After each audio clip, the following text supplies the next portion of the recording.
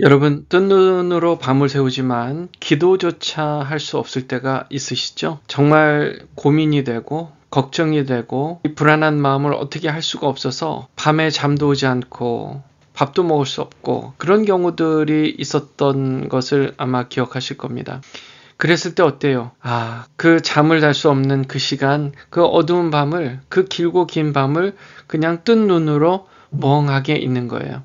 그렇다고 기도를 할 수 있는 것도 아닙니다. 기도를 잠시 하는 것 같지만 곧 기도의 동력을 잃고 이 생각 저 생각 그냥 여러 가지 생각을 할 뿐이에요.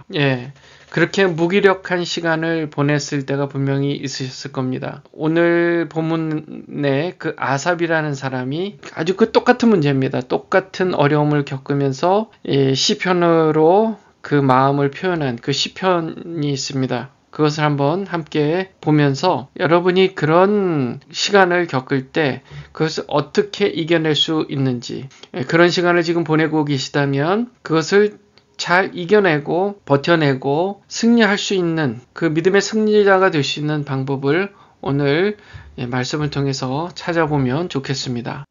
아삽은요 이렇게 표현을 해요. 내가 내 음성으로 하나님께 부르짖으리니 내 음성으로 하나님께 부르짖으면 내게 귀를 기울이시리로다. 아무리 기도가 안 돼도 우리가 그 믿음 하나는 있잖아요. 지금 느낌상 하나님이 듣고 있지도 않을 수도 있겠다 할 정도로 하나님께서 날 마치 떠나신 것 같은 그런 정말 절망적인 아무런 소망이 없는 그런 두려움과 불안에 휩싸여 있는 상황이 있을 수가 있단 말이에요.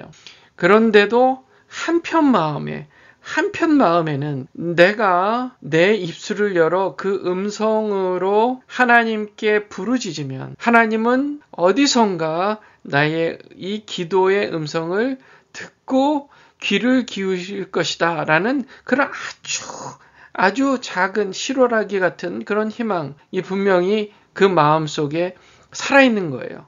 그것은 마치 깜깜하게 어두운 밤에 촛불, 아주 작은 촛불 하나를 켜놓는 것 같은 그런 느낌의 일이라는 겁니다. 2절 말씀이 이렇게 얘기해요. 나의 환난 날에 내가 주를 찾았으며 밤에는 내 손을 들고 거두지 아니하였나니 내 영혼이 위로받기를 거절하였도다. 나의 환난 날에 내가 주를 찾았어요. 당연히 주를 찾죠. 왜냐하면 다른 방법이 전혀 없으니까요. 그러니까 하나님께만 답이 있다는 걸 아니까 하나님께 주를 찾고 하나님께 기도를 하기 위해서 그렇게 하나님께 나아가도 그게 위로가 되지 않는 경우들이 있다는 거예요. 그 위로가 안 되는 거예요. 계속 두려운 마음, 불안한 마음, 걱정하는 마음을 사로잡을 때가 있다는 겁니다. 3절에요. 내가 하나님을 기억하고 불안하여 근심하니 내 심령이 상하도다. 하나님을 기억해요. 그런데 그 하나님이 정말 지난 세월 하나님께서 나를 도와주신 것들이 생각나요. 기억나요. 그때 그랬지. 그때 나를 도와주셨지. 그때 이렇게 하셔서 내가 그때 어려움을 이겨냈지 하는 게 기억이 납니다. 그런데 이번에는 혹시 그렇게 되지는 않지는 않을까라는 의구심이 드니까 불안하고 근심이 되고 심령이 상하는 거예요. 마음이 정말 상하는 겁니다. 그런 경험이 분명히 있으셨을 겁니다. 그러니까 지금 이 이야기를 1절부터 3절까지 하고 나서 잠시 쉬면서 다음으로 넘어가는 거예요. 자, 다음으로 넘어가는 말 이렇게 합니다. 주께서 내가 눈을 붙이지 못하게 하시니 내가 괴로워 말할 수 없나이다. 요 앞에까지는 개요, 소개 이런 일이 있어서 이렇게 하려고 했다. 이제 4절부터는 그 마음속에 있는 것을 이제 왜 그랬는지, 어떤 의미에서 그랬는지, 내가 왜 그렇게 느꼈는지를 지금 설명해 주는 거예요. 보세요. 주께서 내가 눈을 붙이지 못하게 하시니 잠이 안 오는 거예요. 하나님께서 잠을 재우지 않으실 때가 있어요. 잠을 안 잤는데 피곤한 것보다는 걱정, 그런 거 있잖아요. 마치 밤에 진한 커피를 마셔가지고 몸은 분명히 피곤해서 자야 되는데 눈이 그냥 멀쩡하게 떠 있는 거예요. 잠이 오질 않는 거예요. 그러니 신경이 곤두선 상태에서 괴로운 겁니다. 그 괴로움은 말할 수 없는 겁니다. 도대체 이 긴 밤이 언제 지나가는 것일까? 하고 5절 말씀이 이렇게 이어갑니다. 내가 옛날 곧 지난 세월을 생각하여 싸우며 다시 지금 구체적으로 설명하고 있어요. 지난 세월에 있었던 일들을요. 그 지난 세월에 있었던 일들 중에 특히 밤에 하나님께 부른 노래가 기억이 나는 거예요. 내 심령으로 내가 내 마음으로 간구하기를 주께서 영원히 버리실까? 다시는 은혜를 베풀지 아니하실까? 그의 인자심은 영원히 끝났을까? 그의 약속하심도 영구히 폐하였을까? 그런 의구심이 드니까 이게 도무지 불안한 거예요. 내가 오로지 믿었던 하나님에 대해서 정말 기도할 힘조차 없고 좀 불안하기만 하고 두렵기만 하니 그게 더 마음을 깊은 수렁 속에 빠뜨리는 겁니다. 그리고 9절 말씀에 하나님이 그가 베푸실 은혜를 잊으셨는가? 노하심으로 그가 베푸실 긍휼을 그치셨는가? 하였나이다.